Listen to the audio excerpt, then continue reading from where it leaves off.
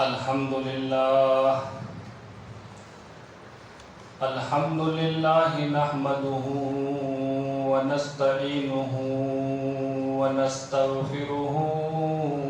ونؤمن به ونتوكل عليه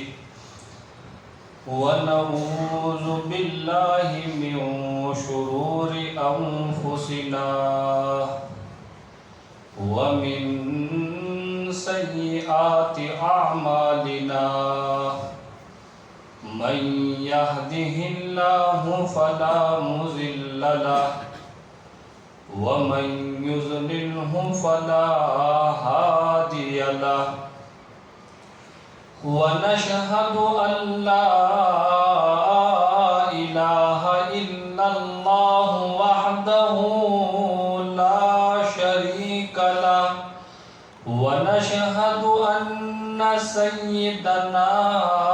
ومولانا وحبيبنا ونبينا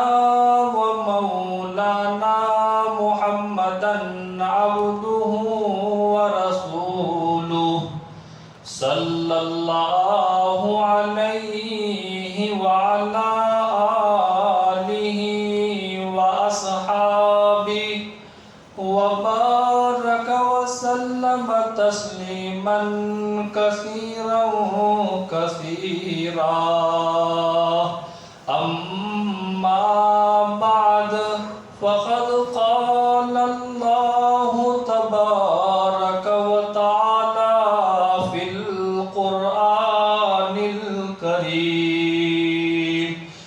والفرقان الحميد أعوذ بالله من الشيطان الرجيم بسم الله الرحمن الرحيم ألم نشرح لك صدرك ووضعنا عنك وزرك الذي أنقض ظهرك ورفعنا لك ذكرك فإن مع العسر يسرا إن مع العسر يسرا فإذا فرغت فانصب وإلى ربك فارغب صدق الله مولانا العلي العظيم وصدق رسوله النبي الكريم ونحن على ذلك لمن الشاهدين والشاكرين والحمد لله رب العالمين اللهم صل على سيدنا ومولانا محمد وبارك وسلم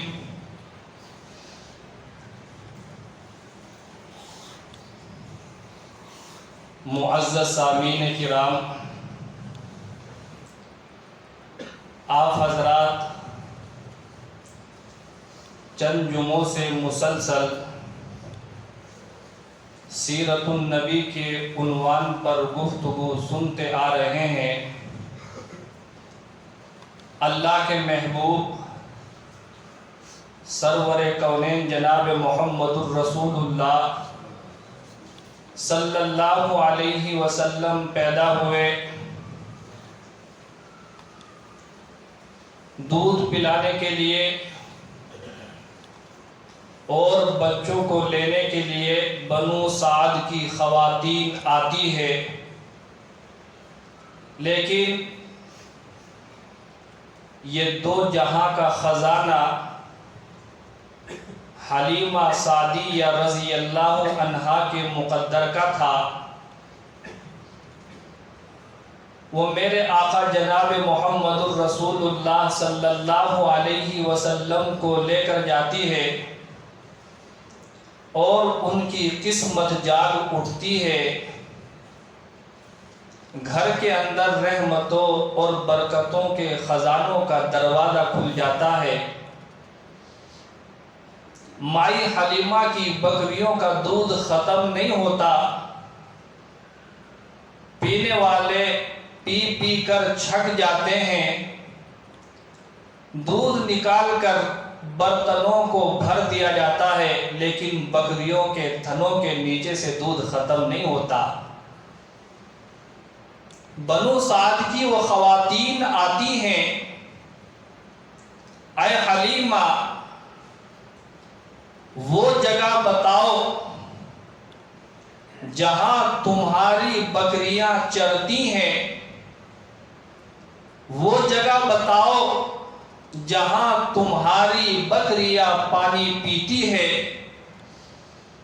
مائی حلیمہ سعدیہ رضی اللہ تعالیٰ عنہ جواب دیتی ہیں، او پگلیو، یہ چراہ گاؤں کا اثر نہیں ہے، یہ گھاس کھانے کا اثر نہیں ہے، یہ پانی کا اثر نہیں ہے، بلکہ یہ تو میرے گھر میں آنے والے مہمان کی برکت ہے۔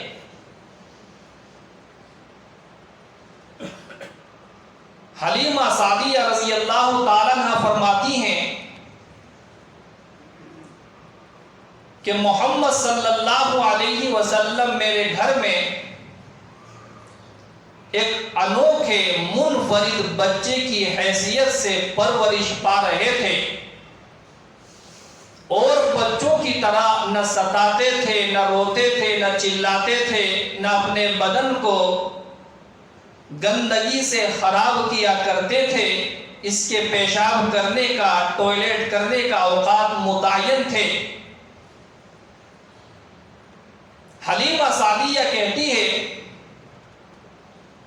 کہ اللہ کی قسم، میں نے اتنی خوبیوں والا بچہ، اتنے محاسن والا بچہ،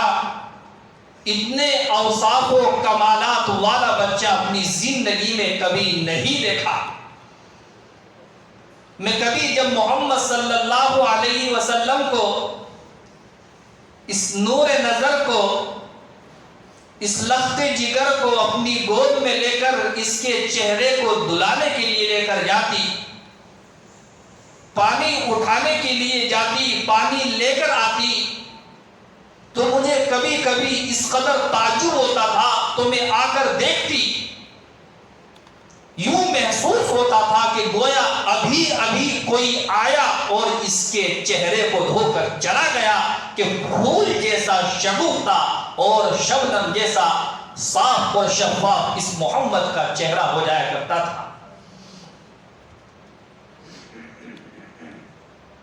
بنو سعد کی عورتیں حلیمہ سعدیہ کے دروازے پر دوبارہ آتی ہے اور آ کر کہتی ہے، اے حلیمہ، ہم نے بڑے بڑے مالداروں کے گھرانوں کو دیکھا ہے،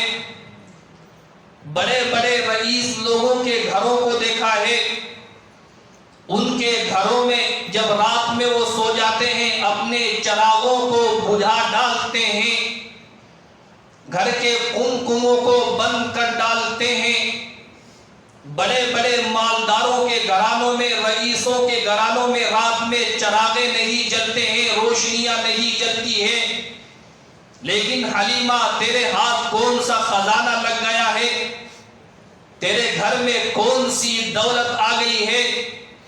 کہ رات میں بھی تیرے گھر میں چراغ جل رہے ہیں، تیرے گھر کی روشنیاں کبھی ختم نہیں ہوتی۔ حلیمہ سعدیہ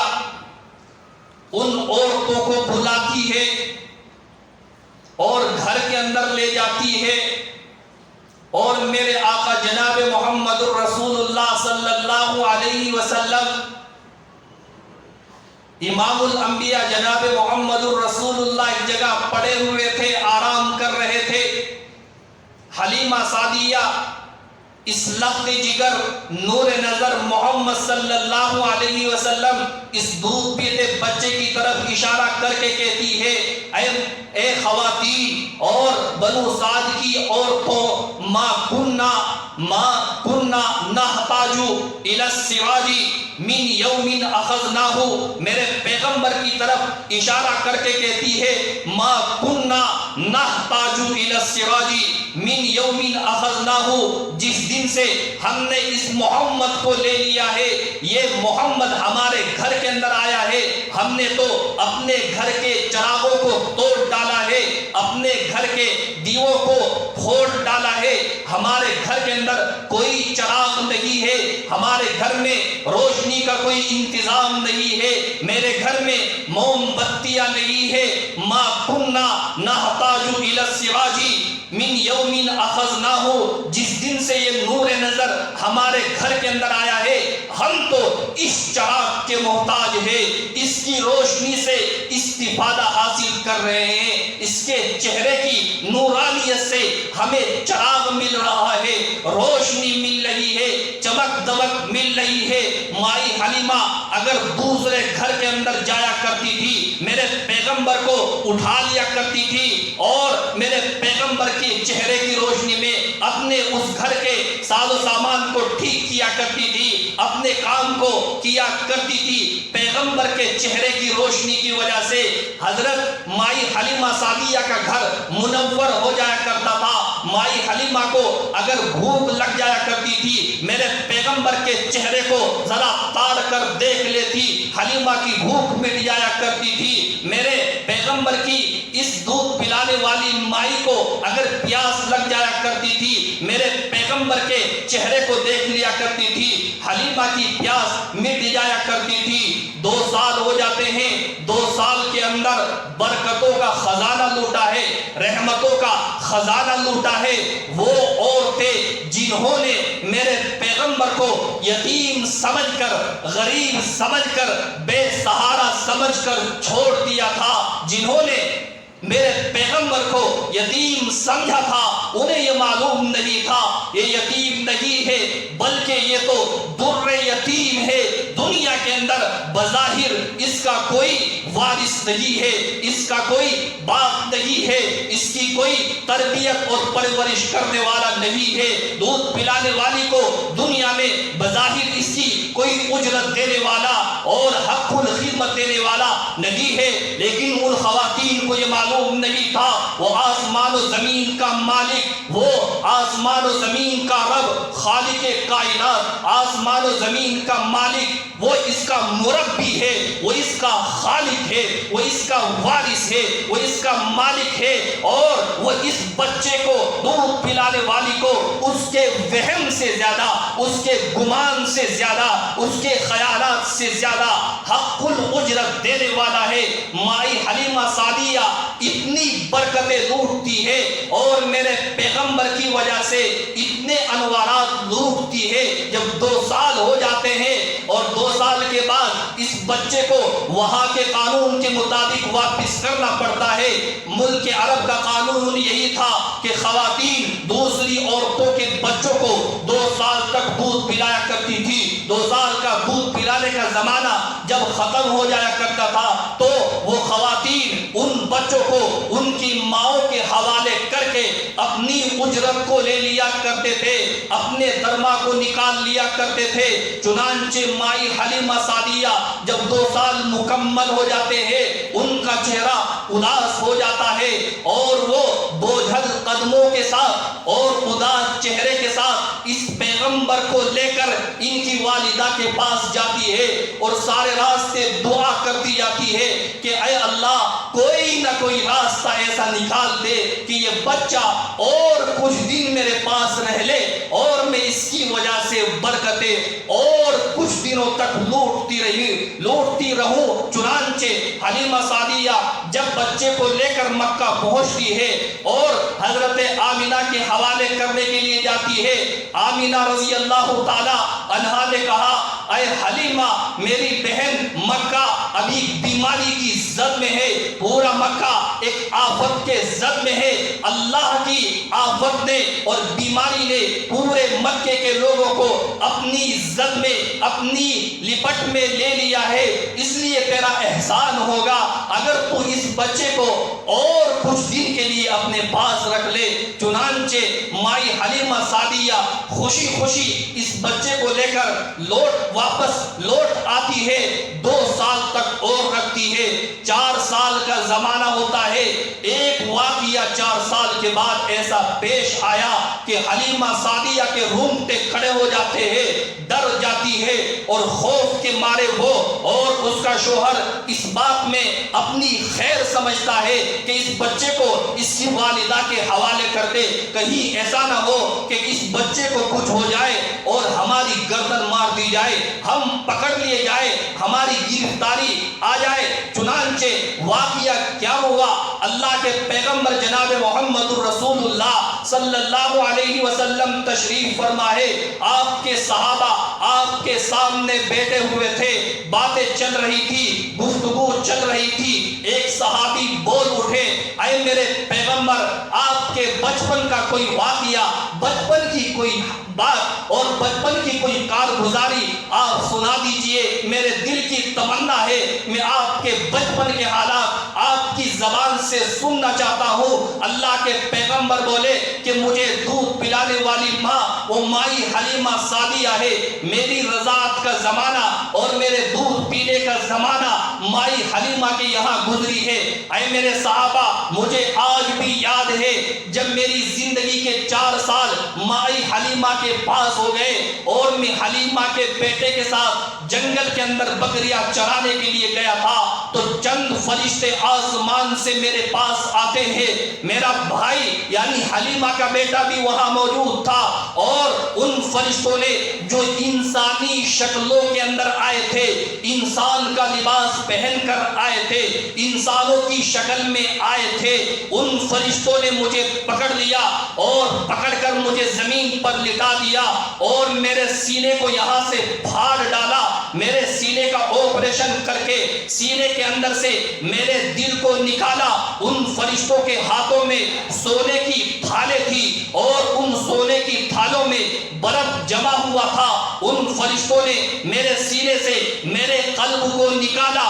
اور قلب کو نکال کر اس برف کے ذریعے سے دھونا شروع کیا، دھوتے رہے دھوتے رہے، اس دل میں سے ایک سیاہ نقطہ نکال کر ان فرشتوں میں سے ایک فرشتے نے باہر پھینکا اور برف کے ذریعے سے میرے دل کو دھلا گیا، میرے سینے کو برف کے ذریعے سے دھلا گیا۔ جب دل کی صفائی ہو جاتی ہے اور میرے سینے کو برف کے ذریعے سے دھل دیا جاتا ہے، ایک فرشتہ آسمان کی طرف ایسے اپنا ہاتھ کرتا ہے، جیسے ہی ہاتھ کرتا ہے آسمان سے ایک مہر اس کے ہاتھ میں آ پڑتی ہے جو بہت زیادہ منور تھی اور نورانیت اس کے اندر ٹپک رہی تھی۔ اس مہر کو میرے دل کے اوپر لے کر ٹھپا لگایا جاتا ہے، جیسے ہی ٹھپا لگایا گیا تو میرا دل بھی چمک اٹھتا ہے، دمک اٹھتا ہے، اور اس کے بعد میرے دل کو میرے سینے کے اندر رکھ دیا جاتا ہے۔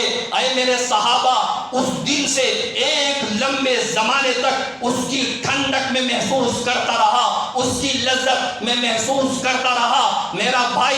یہ منظر دیکھ رہا تھا اور وہ دوڑتا ہوا، جیسے ہی فرشتوں نے مجھے لٹایا تھا، میرے سینے کا آپریشن شروع کیا تھا، وہ میرا دودھ پیتا بھائی بکریاں چرانے والا وہ گھبرا گیا اور دوڑ کر مائی حلیمہ کے پاس گیا اور جا کر تمام واقعہ بتایا۔ اماں، ابو، میرے رضائی بھائی محمد کو چند آدمیوں نے پکڑ کر لٹا کر اس کے سینے کو پھاڑ ڈالا ہے، میں اپنی آنکھوں سے یہ منظر دیکھ کر آیا ہوں۔ حلیمہ اور اس کا شوہر حارث گھبرائے ہوئے آتے ہیں، اللہ کے پیغمبر کو ایک جگہ کھڑے ہوئے دیکھ کر، چہرے پر مایوسی دیکھ کر، چہرے پر پیلا پن دیکھ کر اور گھبراہٹ دیکھ کر حلیمہ سعدیہ میرے پیغمبر کو اپنے سینے سے لگا لیتی ہے اور اس کے بعد اللہ کے پیغمبر سے پورے حالات پوچھتی ہے، بیٹا کیا ہوا؟ اللہ کے پیغمبر نے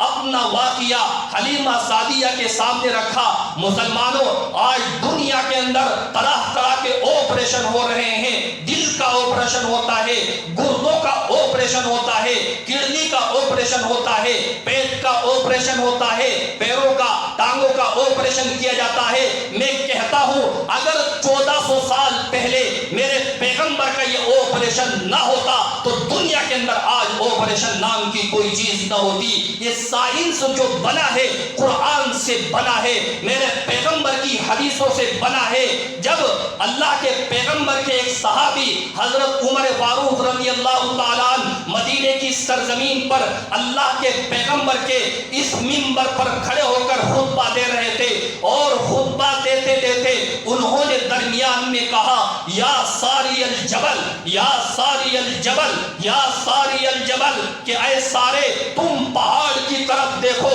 صحابہ پریشان تھے کہ حضرت سارے 450 کلومیٹر دوری کے اوپر جہاد کے لیے گئے ہیں، یہ عمر فاروق اس شخص کو کیوں پکار رہے ہیں جو 450 کلومیٹر کی دوری کے اوپر جہاد کے اندر لگا ہوا ہے؟ لیکن یہ آواز جو یہاں دی جاتی ہے، ہوا کا جھونکا آتا ہے، اس آواز کو لے جا کر 450 کلومیٹر دوری کے اوپر پٹکتا ہے، اور حضرت سارے اس سفر کی واپسی کے بعد بیان کرتے ہیں کہ دو پہاڑ کی طرف سے ہمارے اوپر دشمن حملہ کرنے والے تھے، ایک آواز آتی ہے یا ساری الجبل، یا ساری الجبل، یا ساری الجبل، کہ اے سارے تم پہاڑ کی طرف دیکھو۔ حضرت عمر فاروق رضی اللہ تعالیٰ مدینے کی سرزمین پر آواز دیتے ہیں، یہ آواز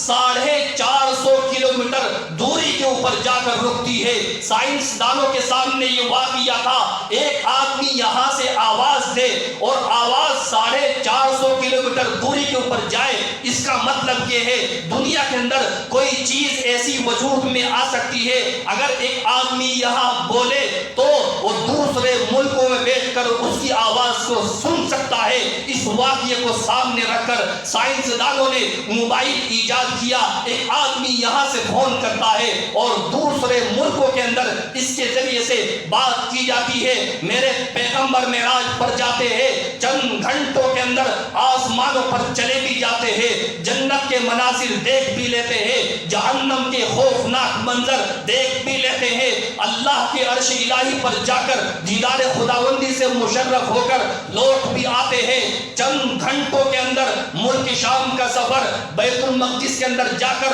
تمام نبیوں کی امامت، آسمانوں کے اوپر جانا اور اللہ کے عرش الہی پر پہنچنا، چند گھنٹوں کے اندر یہ کیسے ہو گیا؟ لیکن جب سائنسدانوں کے سامنے یہ واقعہ تھا تو سائنسدانوں کا کہنا یہ تھا جب ان کا پیغمبر چند گھنٹوں میں ملک شام بیت المقدس جا سکتا ہے، آسمانوں پر جا سکتا ہے، جس کا مطلب یہ ہے دنیا کے اندر کوئی چیز ایسی بن سکتی ہے جو چند گھنٹوں کے اندر ہزاروں میل کا سفر کرا سکتی ہے۔ اس واقعے کو سامنے رکھ کر پہلے ٹرین بنائی گئی، اس کے بعد پلین ایجاد کر دیا گیا، اور وہ پلین چند گھنٹوں کے اندر ایک ملک سے دوسرے ملک کے اندر، ایک جگہ سے دوسری جگہ کے اوپر انسان کو پھینک دیتا ہے۔ تو سائنس جو بنا ہے قرآن کے ذریعے سے بنا ہے، احادیث کے ذریعے سے بنا ہے۔ 1400 سال پہلے قرآن نے کہا کرامن کاتبین یعلمون ما تفعلون، کہ اے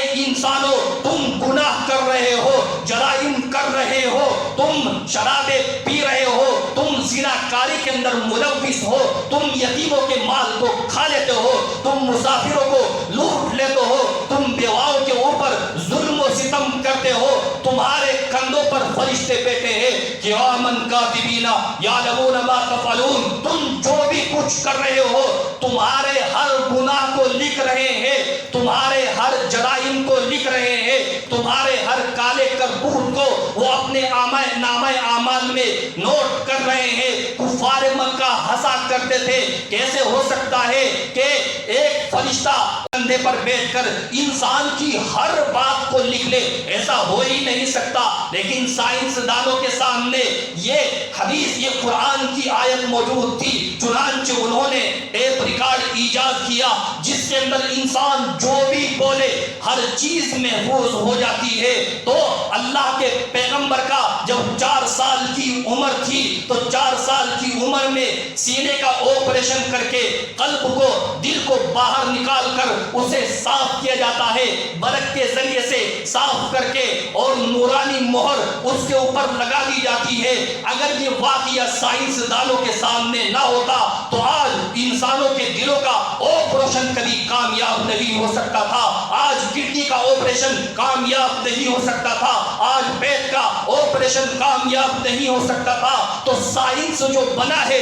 وہ قرآن سے بنا ہے، وہ حدیثوں سے بنا ہے، اور وہ میرے پیغمبر کی سیرت سے بنا ہے۔ ورنہ تم مجھے بتاؤ، یہ دنیا ہزاروں سال سے بنی ہوئی ہے، حضرت آدم کو دنیا میں آئے ہوئے 6000 سال سے زیادہ کا عرصہ ہو گیا ہے۔ 6000 سال پہلے حضرت آدم دنیا میں آئے، اور اس کے بعد سے آج تک جو ہے اللہ کے پیغمبر تک 1,24,000 کم و بیش دنیا کے اندر پیغمبر تشریف لائے ہیں۔ ان پیغمبروں کے زمانوں میں یہ ٹرینیں کیوں نہیں بنی ہے، یہ پلین کیوں نہیں بنے ہیں، یہ ٹیلی ویژن کیوں نہیں بنا ہے، یہ ٹیپ ریکارڈ کیوں نہیں بنا ہے، یہ موبائل کیوں نہیں ایجاد ہوا ہے؟ اس لیے کہ ان نبیوں کے زمانوں میں، ان کی امتوں کے زمانے میں اسلام نہیں آیا تھا، قرآن نہیں آیا تھا، سیرت نہیں آئی تھی، میرے پیغمبر دنیا کے اندر تشریف نہیں لائے تھے، اس لیے سائنس بھی اس وقت نہیں بنا تھا۔ میرے پیغمبر دنیا کے اندر تشریف لائے، سائنس دانوں نے میرے پیغمبر کی زندگی کو ایک ایک لمحے کو سامنے رکھ کر جو ہے سائنس کو بنایا ہے۔ تو اللہ کے پیغمبر کے قلب کو برف سے دھویا گیا۔ مفسرین نے لکھا ہے، علماء اپنی کتابوں میں لکھتے ہیں کہ انسان جو گناہ کرتا ہے اور گناہوں کا مادہ گرم ہوتا ہے، اور گناہوں کے کرنے کی جگہ اصل دل ہے، دل کے اندر فساد پیدا ہوتا ہے، دل کے اندر بگاڑ پیدا ہوتا ہے، انسان گناہوں کی طرف، کرائم کی طرف جاتا ہے۔ اس لیے چونکہ گناہوں کا مزاج گرم ہے اور اس کی جگہ دل ہے، اور برف ٹھنڈا ہوتا ہے، تو برف کی ٹھنڈک کے ذریعے سے گناہوں کی گرمی کو مارا گیا ہے، اور اللہ کے پیغمبر کے قلب اطہر کو برف سے دھل کے اسے پاک کیا گیا ہے، اسے شفاف بنایا گیا ہے۔ اللہ کے پیغمبر کی عمر 4 سال کی ہوئی اور یہ آپریشن کا واقعہ سامنے آیا۔ مائی حلیمہ گھبرا گئی اور اللہ کے پیغمبر کو ان کی والدہ کے حوالے کر کے آ جاتی ہے۔ اللہ کے پیغمبر کی عمر اور بڑھتی رہی، 6 سال کی عمر ہوتی ہے۔ ایک دن حضرت آمینہ رضی اللہ تعالیٰ عنہ میرے پیغمبر کی انگلی کو پکڑتی ہے اور کہتی ہے، اے محمد، آج عبداللہ کی یاد آ رہی ہے، آج تیرے والد کی یادوں نے مجھے تڑپا کے رکھ دیا ہے، چلو آج تمہیں تمہارے ابو سے ملا کر لاؤں گی، تمہارے والد سے ملاقات کے لیے لے کر جاؤں گی۔ تمہارے والد نے اور عبداللہ نے تمہارے دنیا میں آنے سے پہلے، تمہارے میرے پیٹ میں آنے سے پہلے، اے محمد، تمہارے ابا مجھ سے وعدہ کر کے گئے تھے، اے آمینہ، میں ملک شام جا رہا ہوں، تیرے پیٹ میں جو میری روح پل رہی ہے، میرا بچہ تیرے پیٹ میں پرورش پا رہا ہے، میں اس بچے کے لیے ملک شام سے کھلونے لے کر آؤں گا، اے آمینہ، میں تیرے لیے تحفے لے کر آؤں گا، میں تیرے لیے ملک شام سے مٹھائی کے ڈبے لے کر آؤں گا۔ اے لخت جگر، اے نور نظر، 6 سال کا عرصہ گزر گیا ہے،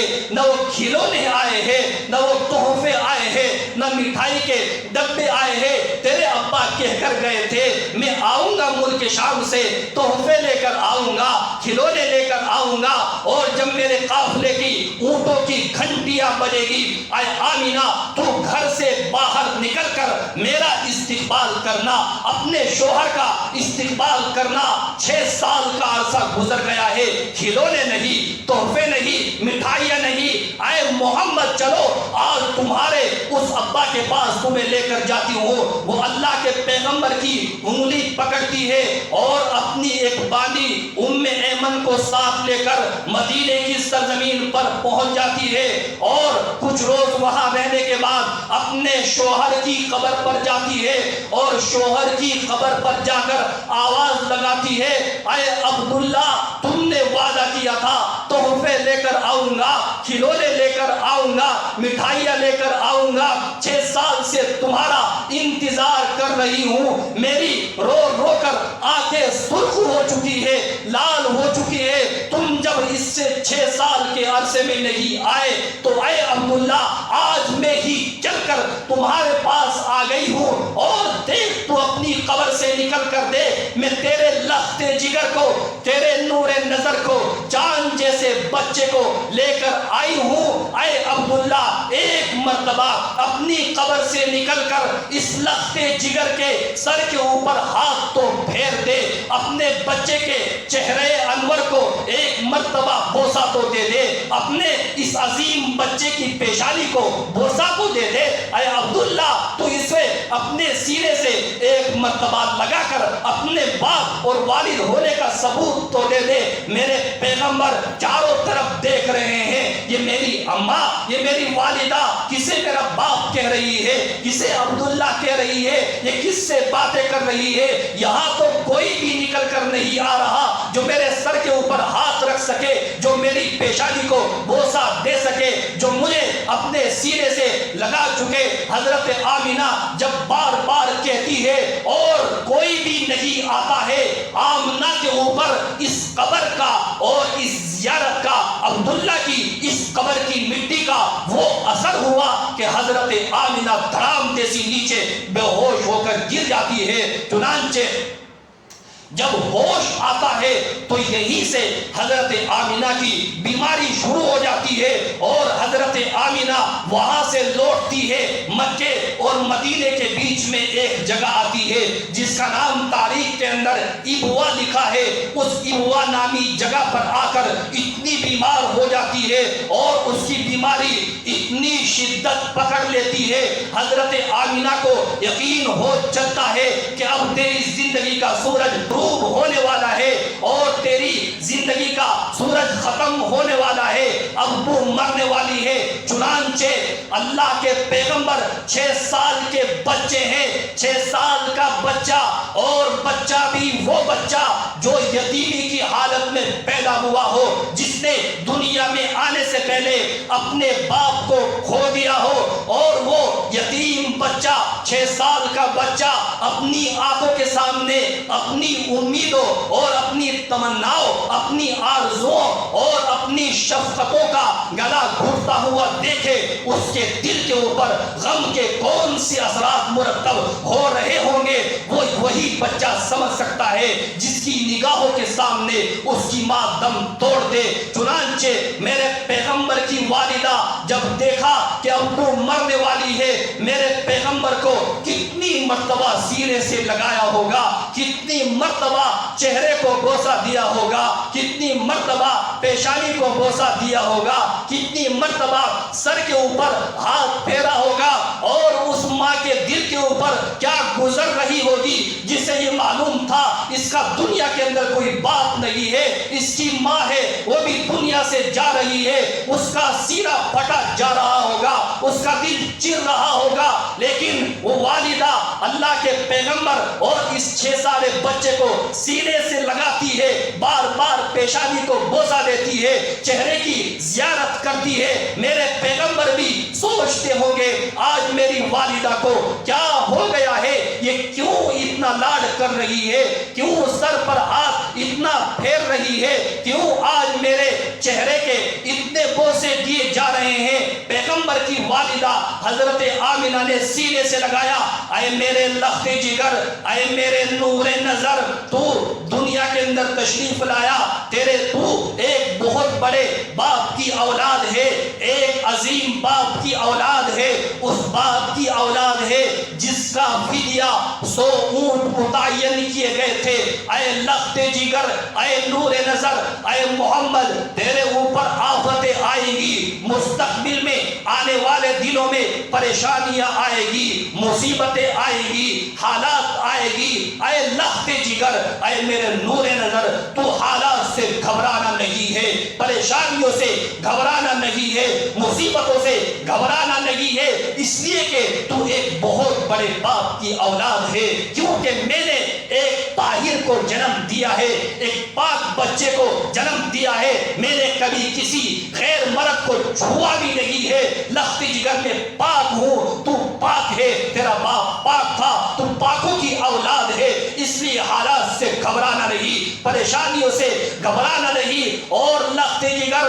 جو بھی دنیا میں آتا ہے وہ مرنے کے لیے پیدا ہوتا ہے، یہ بھی دنیا میں آیا، ایک نہ ایک دن اسے جانا پڑا، جس نے بھی دنیا میں جنم لیا ایک نہ ایک دن اسے مرنا پڑا، ہر جاندار کو دنیا سے جانا ہے، ایک نہ ایک دن مرنا ہے۔ اے لخت جگر، اے نور نظر، اے محمد، میں بھی مر جاؤں گی، میں بھی دنیا سے مٹ جاؤں گی، لیکن یاد رکھنا میں نے اپنی نبوت کو جو خواب دیکھا ہے وہ ایک دن پورا ہو کر رہے گا، میں مر جاؤں گی لیکن میرا نام رہتی دنیا تک باقی رہے گا، میں مر جاؤں گی، دنیا سے چلی جاؤں گی، لیکن میرا نام دنیا سے کبھی مٹنے والا نہیں ہے، دنیا سے کبھی ختم ہونے والا نہیں ہے، اس لیے کہ میں نے تیری نبوت کے خواب دیکھے ہیں، تیری نبوت کی بشارتیں میں نے خوابوں کے اندر پائی ہے۔ وقت بھی ہو چلا ہے، دعا ہے کہ اللہ تعالیٰ عمل کی توفیق عطا فرمائے۔ مسلمانوں، مساجد کا اعلان کرتے کرتے میں بھی تھک چکا ہوں، ذمہ دار بھی مجھے کہہ کر تھک چکے ہیں۔ 15 لاکھ روپے جو زمین خریدی گئی اس کے ادا کر دیے گئے، اور ابھی 17 تاریخ کے اندر جو 17 تاریخ گزر چکی